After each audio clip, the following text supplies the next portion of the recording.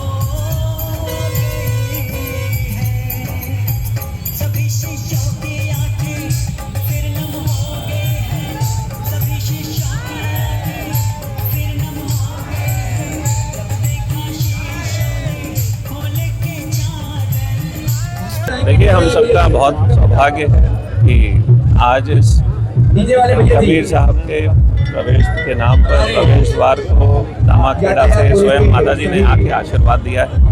और कबीर प्राकट्य दिवस के इस कार्यक्रम में बड़ी संख्या में सभी समाज के लोग, नगरवासी, यहाँ पूरे जिले से लोग आए हुए हैं। मैं सभी को, हम सबके मन के सभी लोगों को एक सूत्र में पिरोने का काम किया है। ऐसे कबीर साहब की स्मृति में मैं प्रणाम करता हूँ और इस उम्मीद के साथ कि हम सब कबीर साहब के इस प्राकट्य दिवस के अवसर पर उनके बताए हुए मार्ग पर चल सके। मैं हम सभी को इस कार्यक्रम में आने की बहुत बहुत शुभकामनाएं और बधाई।